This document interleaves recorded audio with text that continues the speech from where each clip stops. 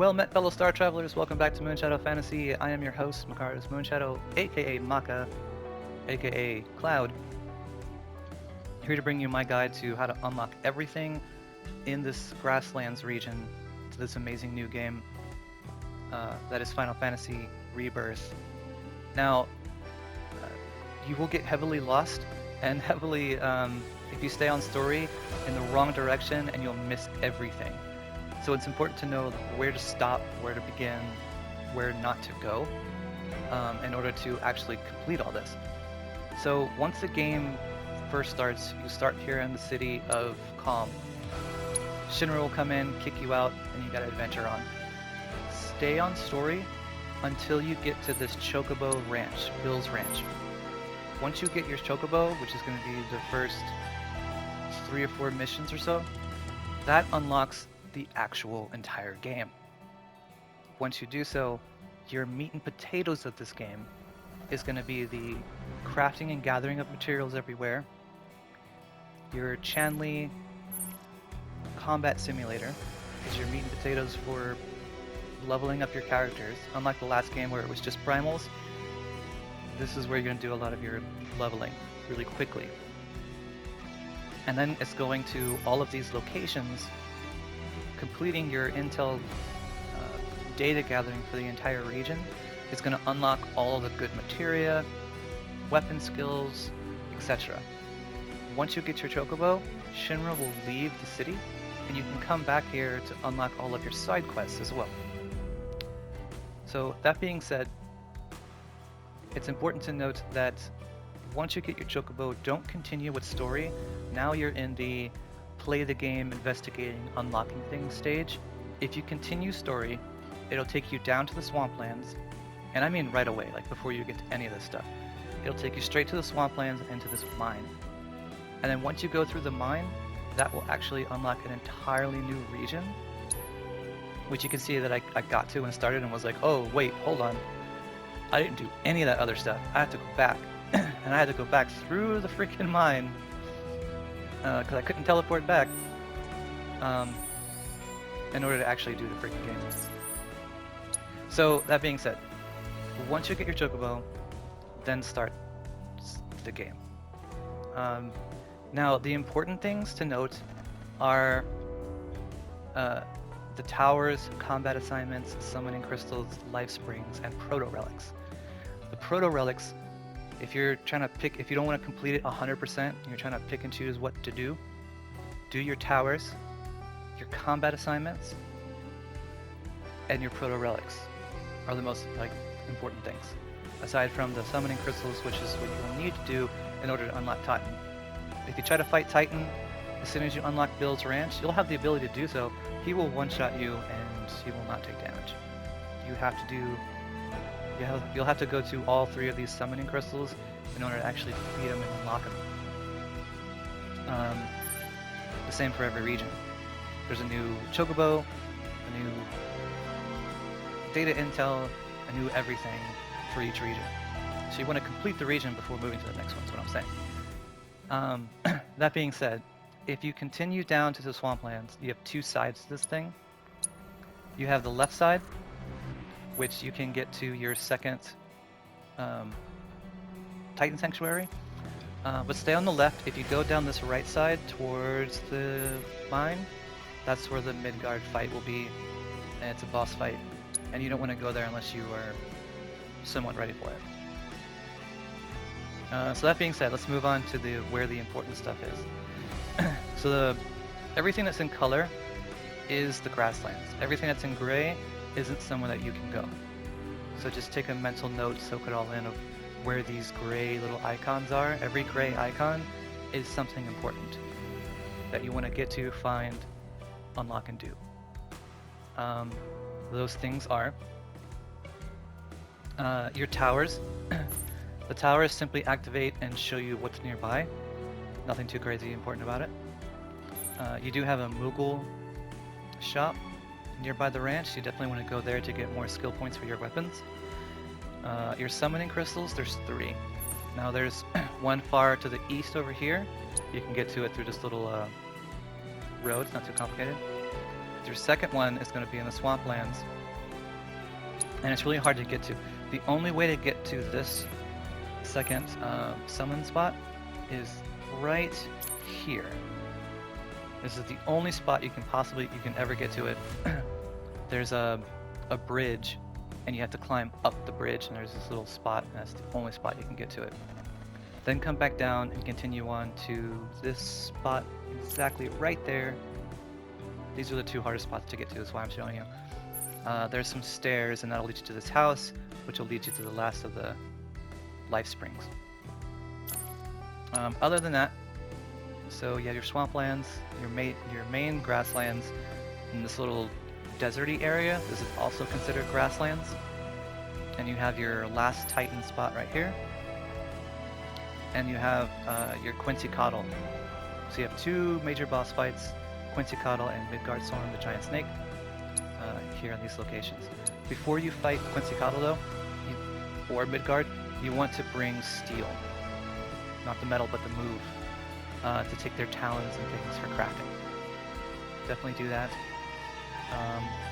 Also, random important note is these fiends. So the fiend intel, you want to complete all the objectives, which are going to be pressurize them, stagger them, and defeat them all within a certain time limit. It's usually what all three of the quest requirements are. For this one, however, if you do, in order to pressurize a baddie, you have to hit it with its weakness. This one, if you use assist on it, shows you that it has no weakness, and so you can't complete it. But it's wind. Just, I don't know if it's a game glitch or whatever, but its weakness is wind. There you go. That's important to note. Right there. Other than that, you do want to go back into your city for your triple triad matches, your side quests, like complete everything that you possibly can in order to level up your team's like friendship level, their gear, their weapon skill points, all that kind of stuff. Like I said, your major part of the game here is crafting and gathering. You absolutely want to craft and gather as much as possible.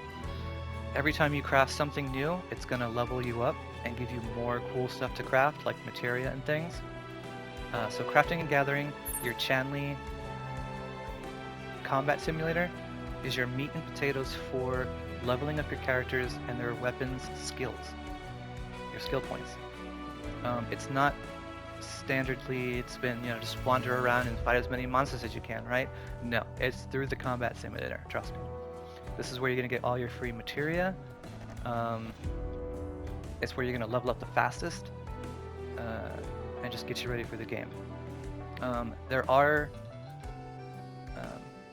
You won't find weapons for your characters in shops like before.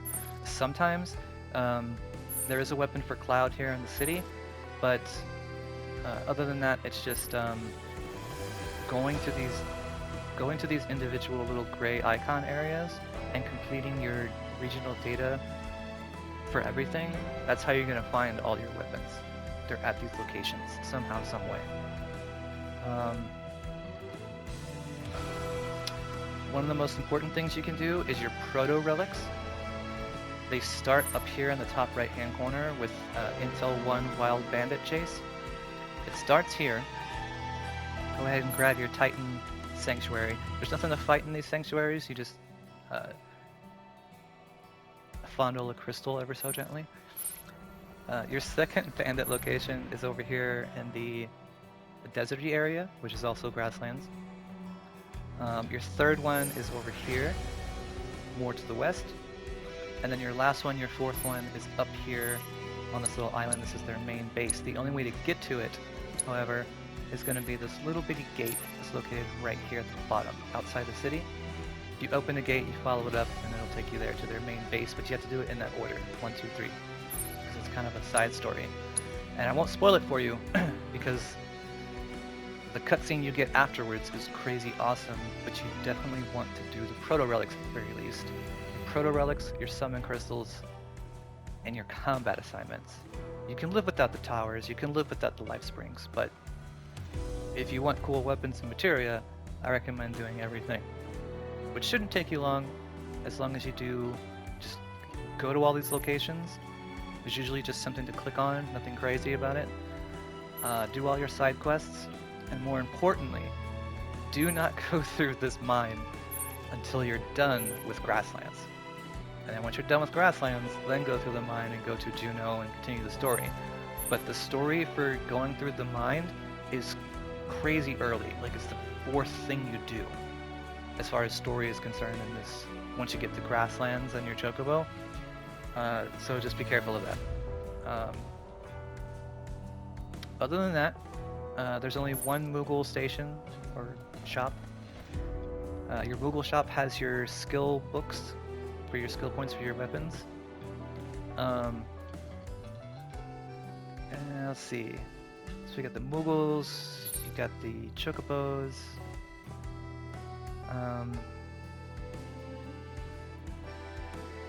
We went over combat assignments. Those are very important. You want to do those.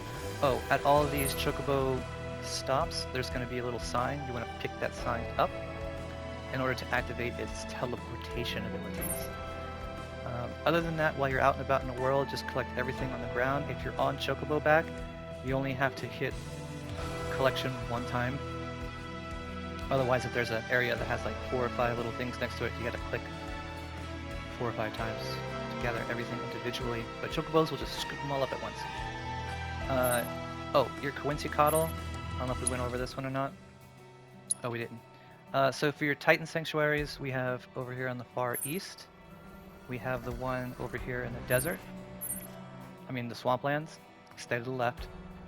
And then there's one over here in the, we'll call it the desert area for now. And then you have your Coincicotl. Definitely bring steel for these bosses, because you're going to need the items that they drop for crafting and side missions. Other than that, I think that's everything. So complete all of your intel gathered data. That truly is the game, you know? Aside from story and just fighting things, is going to all of these locations. Because all of these locations will have something very important for you at them. And then once you're done collecting all the data in this region, and you've completed, finished all your side quests and yada yada, then you continue on, kill the giant snake, go to the mine, cross the mine, and get to your next area, which is Juneau. Alright, but the story will set you up way before you need to get there. And that's it.